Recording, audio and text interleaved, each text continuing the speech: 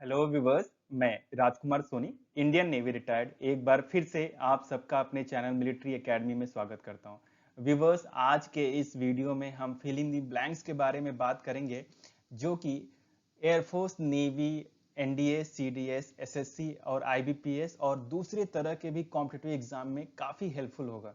सो यहाँ पे ध्यान देने वाली बात यह है कि ये जो फील्ड ऑप्शन है जो आप भरेंगे, इसमें से 4 ऑप्शन में से वो क्या है कि ग्रामर की स्ट्रक्चर से भी इसको सेटिस्फाई करना चाहिए। ग्रामर, स्ट्रक्चर एंड जो मीनिंग है इसका ये ओके क्योंकि 4 ऑप्शन है, आपको एक सुटेबल मीनिंग निकालना है ताकि उस सेंटेंस जो है grammar and structure and meaning हर तरीके से वो सेटिस्फाई करे। ओके, सो काफी इंटरेस्टिंग होने वाला है। मेरे बारे में, मैं English language, group discussion and physical fitness training और एकेडमिक इंग्लिश का इंस्ट्रक्टर हूँ। मेरी करियर हिस्ट्री 2004 टू 2019 नेवी में सर्विस में भी इंस्ट्रक्शन दिए एंड रिटायरमेंट के बाद मेरी अपनी एकेडमी है, मिलिट्री एकेडमी, जो कि बलिया उत्तर प्रदेश में है। Okay, so why am I remarkable for this? जी हाँ, मैं इस काम के लिए क्यों सुटेबल हूँ? बिकॉज कई सारे रीजन है, लेकिन 2 मेन रीजन मैं आपको बताता हूँ। फर्स्ट, कि I was commended by the vice admiral, which is the second highest rank of the Indian navy, for my commitment, performance and professional competence which was a very high order। जी हाँ, okay. दूसरा, मेरे पास advance English level C1 का certificate है और दूसरा advance अपर immediate level B2 का certificate है, जो कि पहला सर्टिफिकेट मुझे CEFR से मिला है एंड दूसरा जो है ब्रिटिश काउंसिल। ये उसके मार्क्स हैं। जी हाँ, ये C1 वाला और यहाँ पे आप देख रहे हैं CFR B2 वाला, जिसको आप अपर इमीडिएट लेवल भी बोलते हैं। एक्चुअली CFR क्या है? यूरोपियन कंट्रीज में ये एक संस्था है जो लैंग्वेज असेसमेंट को सर्टिफिकेशन देती है कि आप किसी भी फॉरेन लैंग्वेज में, इंग्लिश या जो और दूसरी लैंग्वेज है, उसके बारे में, उस लैंग्वेज पे आपकी प्रोफिशिएंसी कितनी है, दक्षता कितनी है, उसके बारे में ये सर्टिफिकेट इशू करते हैं। बेसिकली इसके 6 स्टैंडर्ड हैं, एक A1, A2, B1, B2, C1, C2। सो आप बोल सकते हैं C1 is the second highest level of English and B2 is the third highest level. Okay, so this is the reason I am making video for you. So हम अब topic के बारे में बात करते हैं, ये जो फिल इन दी ब्लैंक्स है। सो इसमें क्या करना है, हमको ध्यान देना है, we need to pay special attention on tense. Okay, tense पे ध्यान देंगे, सिंटेक्स पे ध्यान देंगे ताकि सेंटेंस करेक्ट हो, प्रीपोजिशन एक इंपॉर्टेंट पार्ट है, उस पर ध्यान देंगे और लास्ट में वोकेबलरी वाली बात आती है कि भाई शब्द के नजरिए से, मीनिंग के नजरिए से जो फिल इन दी ब्लैंक्स है वो सेंटेंस पूरा होना चाहिए। ओके, सो नॉर्मली इसके लिए आपको डायरेक्शन क्या मिलता है? Select the most appropriate option to fill in the blank. जी हाँ, जो सबसे उचित है। अप्रोप्रिएट का मतलब क्या होता है? उचित। ओके, सो उचित जो है ऑप्शन, उसको आप क्या करेंगे? उसको भरेंगे। ओके, सो यदि हम बात करेंगे पहले क्वेश्चन की, so after the treatment he was relieved dash the pain. So यहाँ पे एक आपको प्रीपोजिशन भरना है। सो रिलीव का मतलब होता है मुक्त होना। ओके, सो यहाँ पे जो करेक्ट प्रीपोजिशन है रिलीव्ड फ्रॉम। जी हाँ, ऑप्शन सी यहाँ पे करेक्ट ऑप्शन है, relieved from the pain. Okay, second question, several items have been left from the list. So यदि आप गेस करें, so left out is the correct option here, कि कई सारे आइटम का जो नाम है या कई सारे जो आइटम है भाई, वो लिस्ट से उन्होंने क्या कर दिया है? छोड़ दिया है। सो क्या हो गया? Leave out, left out. Leave का जो सेकंड फॉर्म है लेफ्ट, सो लेफ्ट आउट। ओके, यहाँ पे थर्ड फॉर्म यूज किया गया पैसिव वॉइस में। Okay, V3, so left out, so out is the correct word here. Fine. Next, I have not paid my school fees. Okay, मैंने अपना school fee पे नहीं किया है। सो आपने क्या लिखना है? ऑलरेडी तो होगा नहीं, नाउ होगा नहीं, देन होगा नहीं, येट होगा। इनफैक्ट आप जो प्रेजेंट परफेक्ट टेंस में येट जो है वो भी यूज करते हैं और ऑलरेडी भी यूज करते हैं। सो यहाँ पे मीनिंग के अनुसार जैसे बोलते हैं कि I have already finished my dinner या I have already paid my fees. Okay, but यहाँ पे आपको बोलना है कि मैंने पे नहीं किया है, तो क्या होगा? Yet is the actual word. Yet का मतलब क्या होता है? अभी तक। ओके, अभी तक पे नहीं किया है fees. So D is the correct option here. Next, she has dash seen this movie twice. Okay, so आप लगाइए मीनिंग क्या होगा? Yet often, already, quite. So यहाँ पे क्या होगा, सेम हम बात कर रहे थे प्रेजेंट परफेक्ट टेंस की। सो उसने क्या किया है, उसने मूवी 2 बार देखी है। इसका मतलब क्या है, C is the correct answer here.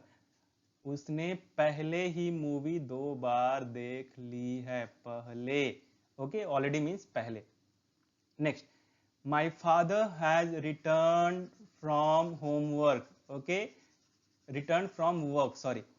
Okay, थोड़ा मिटा देता हूं इसको। So return, has dash return home from work. So यहाँ पे नाउ, नेवर, येट, जस्ट।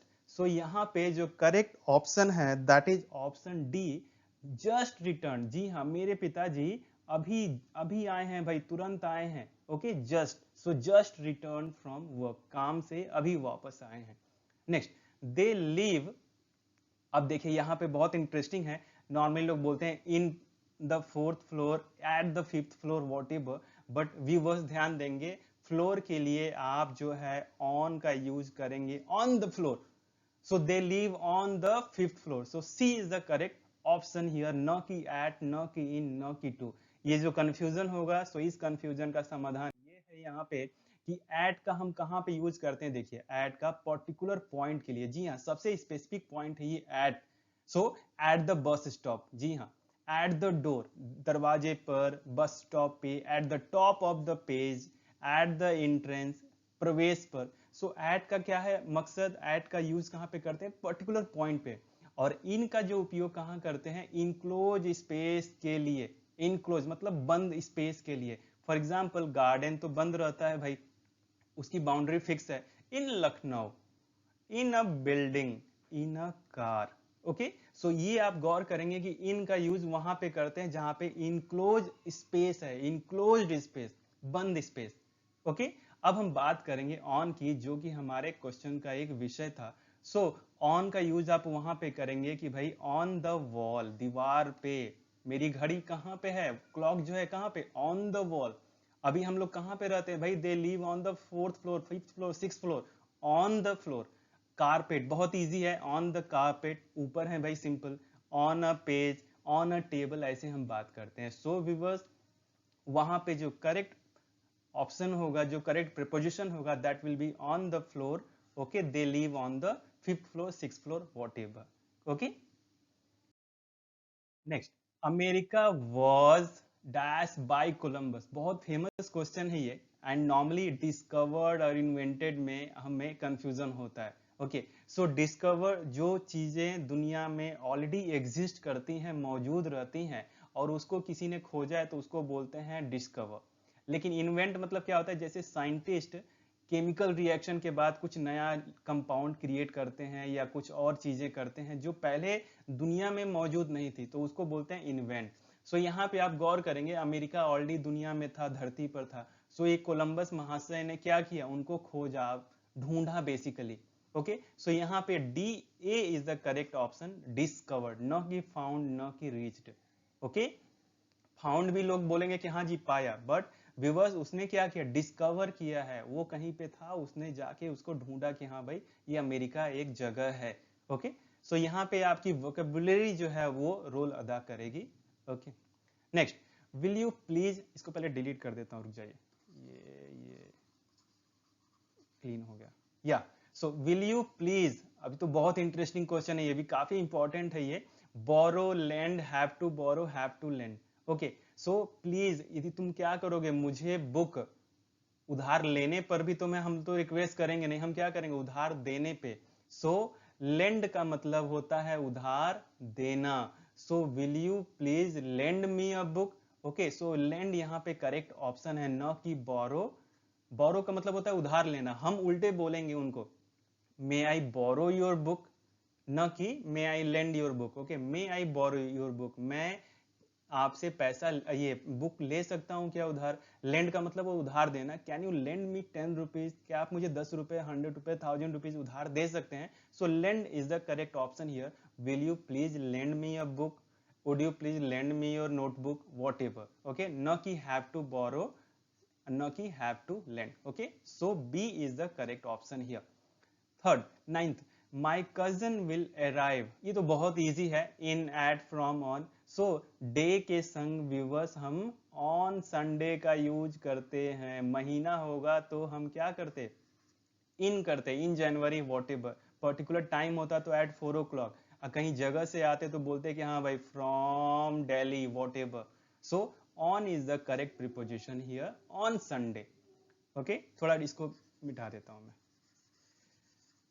चलिए नेक्स्ट, ही, उसके बाद is living by hard work. Okay, so उसने कुछ करता है buy, earn, wins, creates, does.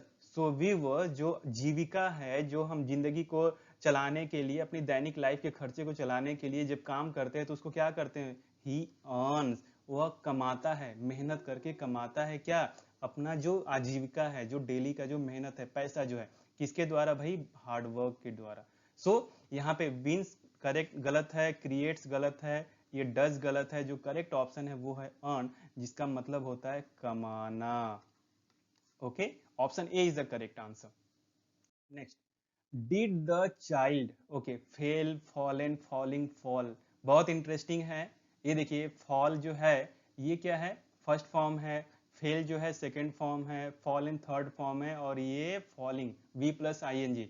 So viewers ध्यान देंगे, ये क्या है, पास्ट, ये पास्ट इंडेफिनिट का ये इंटरोगेटिव सेंटेंस है, जिसमें हम V1 का यूज करते हैं, V1 का यूज करते हैं डिड लगने के बाद, डिड या नॉट लगने के बाद। ओके, डिड नॉट या नेगेटिव इंटरोगेटिव दोनों में। लेकिन यहाँ पे और अफर्मेटिव सेंटेंस में क्या करते हैं आप, V2 का यूज करते हैं। तो यहाँ पे हमें did the child fall from the chair, क्या बच्चा जो है वो चेयर से गिरा, सो फॉल माने गिरना, ये V1 है तो हम इसी को यूज करेंगे। Okay, so D is the correct option.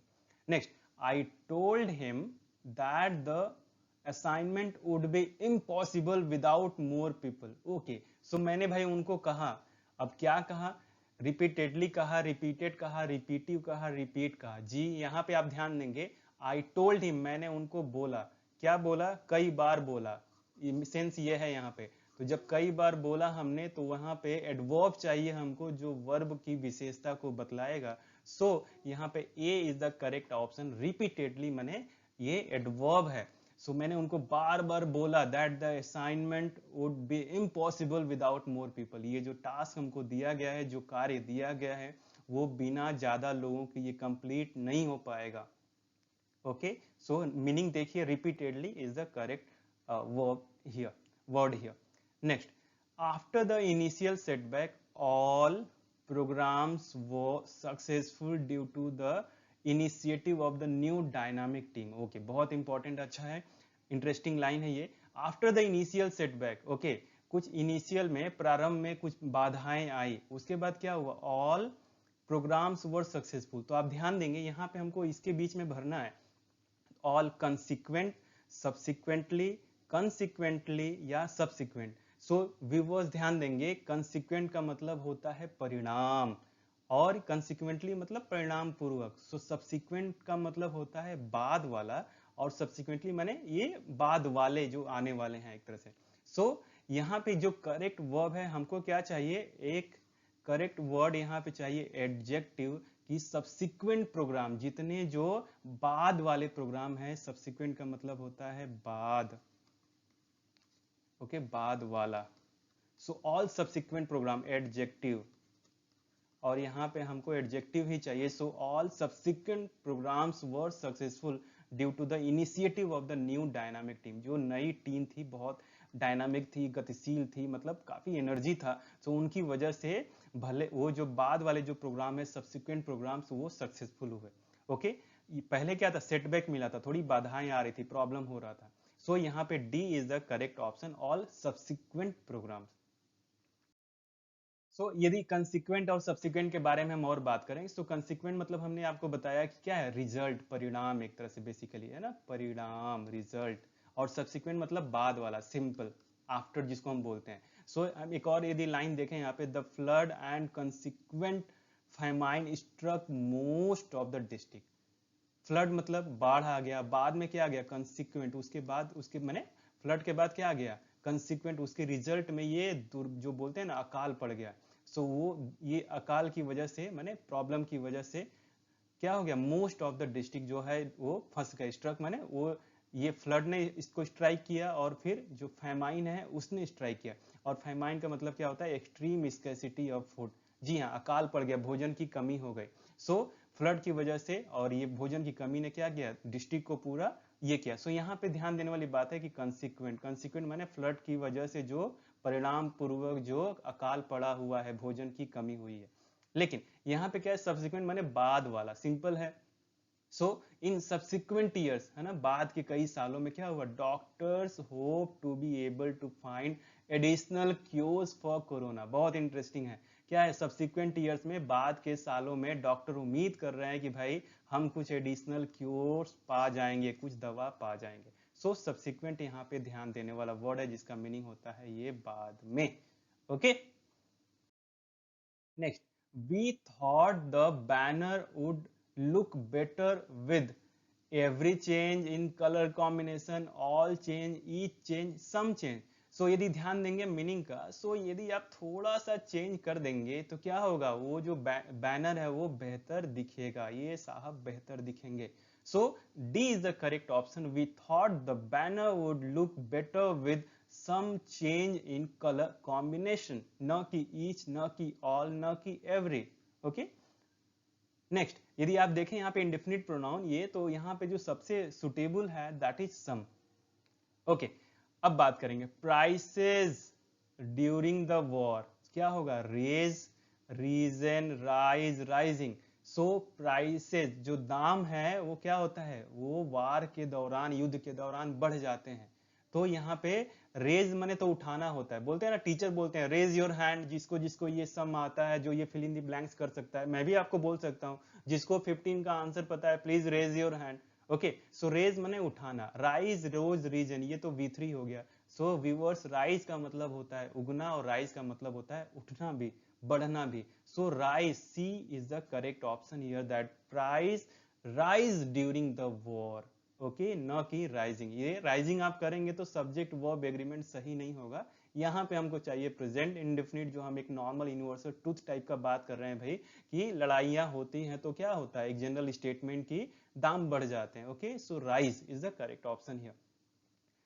Okay, next, bye the middle of the 19th century the urban population of England क्या हो गया? Have exceeded, exceeds, will exceed. Okay, थोड़ा सोचिए, मिडिल 19th सेंचुरी में क्या हो गया? द अर्बन पॉपुलेशन, जो शहरी पॉपुलेशन है इंग्लैंड का, क्या हो गया? वो बढ़ गया। सो यहाँ पे हैव एक्सीडेड नहीं, क्योंकि आप ध्यान देंगे कि हम 20th सेंचुरी 21st सेंचुरी में हैं, तो यहाँ पे हम एक पुरानी चीज के बारे में बात कर रहे हैं। सो नॉर्मली इस तरह के स्टेटमेंट के लिए आप पास्ट इंडेफिनिट यूज करते हैं, न कि ये, न कि इंडेफिनिट, प्रेजेंट इंडेफिनिट, न कि future.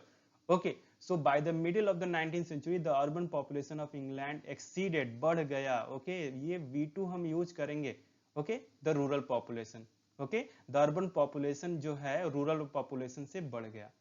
Fine, next, the house that the actress lives in is beautiful but the surroundings are unpleasant. Okay, unpleasant. So यहाँ पे देखेंगे, जो क्या है, एक्ट्रेस, जो ये एक्ट्रेस जो है, अदाकारा, नायिका जो रहती है कहाँ पे, जिस घर में, ब्यूटीफुल तो है but the surroundings are unpleasant. So very little unpleasant, more and more, quite few. Viewers, यहाँ पे क्वाइट अनप्लेजेंट, जी हाँ, एक तरह से बोलते हैं ना एकदम अनप्लेजेंट है। ओके, क्वाइट मतलब बिल्कुल अनप्लेजेंट है। नॉर्मली मुंबई में जितने लोग काम करते हैं, जो अच्छी जगह है वो तो ठीक है, लेकिन कई सारे आपने सुना होगा एशिया की सबसे बड़ी जो झुग्गी बस्ती है वो उधर ही है, मुंबई में। ओके, सो यहाँ पे जो ए है वही करेक्ट वर्ड है, यहाँ पे क्वाइट अनप्लेजेंट। हम लोग बोलते भी हैं I am quite happy, I am quite well. So यहाँ पे quite unpleasant, the surroundings are quite unpleasant, A is the correct option. Next, my father and I decided to watch a play, however dash enjoyed it. Okay, hardly of us, neither of us, few of us, scarcely of us. So hardly का मतलब भी negative sense में है, scarcely मतलब भी negative sense में है, few of us माने हम लोग, वो भी few माने वो भी नेगेटिव सेंस में है। यहाँ पे व्यूअर, यहाँ पे जब दो लोगों के बारे में बात करेंगे, मेरे दोस्त और मेरे बारे में, सो मैं और मेरे दोस्त गए मूवी देखने, लेकिन हम लोगों में से neither of us enjoyed it, किसी ने भी हम दोनों में से एंजॉय नहीं किया। Okay, so neither of us is the correct option. My friend है ये, and I decided to watch a play, however neither of us enjoyed it. B is the correct option. जब दो लोगों में आप बात करते हैं जहां पे, तो वहां पे ये बी का होगा कि न तो उसने एंजॉय किया ना मैंने एंजॉय किया। Okay, next, it is difficult to speak a language fluently unless, ध्यान देंगे, it is in practice regularly, it is by practising, it will be practised, it is practised. Okay, ध्यान देंगे व्यूअर्स, यहाँ पे दो वर्ड है, एक प्रैक्टिस नाउन है और एक प्रैक्टिस वर्ब है। सो यहाँ पे देखिए PRACTIC, ये जो है ये नाउन है, यदि आप सी यहाँ पे लगाते हैं तो, और ये जो है PRAC, ये देखिए ये वर्ब है। सो यहाँ पे हमको वर्ब चाहिए कि जब बात ये हो रही है कि it is difficult to speak a language fluently unless it is practised regularly. Okay, it is practice, जब तक इस लैंग्वेज का इट किसके लिए आ रहा है, लैंग्वेज के लिए, और ये V3 पैसिव वॉइस है, तो unless it is practice regularly, जब तक किसी लैंग्वेज का आप प्रॉपर तरीके से प्रैक्टिस नहीं करेंगे तो फ्लुएंटली आप नहीं बोल सकते। Okay, so D is the correct option here. Next, we dash respect our parents and teacher. So बहुत इंटरेस्टिंग है ये। तो we will respect, shall respect, ought to respect, may have to respect. Viewers ध्यान देंगे, जो out to जो है models, वो यूज होता है एडवाइस, ऑब्लिगेशन एंड ड्यूटी के लिए, जहां पे हमारा कर्तव्य का बोध हो रहा है। ओके, जहां पे आज्ञा पालन करना है। So ought to is the correct यहाँ पे modal verb here. So we ought to respect, ought to respect, and ought के बाद ये क्या होता है, इन्फिनेटिव फॉलो होता है, तो टू रेस्पेक्ट हो जाएगा यहाँ पे। Okay, we ought to respect our parents and teacher. So C is the correct option here. Okay, तो व्यूवर्स, मुझे उम्मीद है ये वीडियो आपको काफी पसंद आया होगा। यदि वीडियो पसंद आया है तो मेरे चैनल को सब्सक्राइब कीजिए, और सब्सक्राइब कर लिया है तो लाइक, शेयर एंड कमेंट करके मुझे और एनर्जी दीजिए, ताकि और भी बेहतरीन वीडियोस मैं आपके लिए बनाऊं। Thank you so much for watching. Best wishes. Get selected. Jai Hind.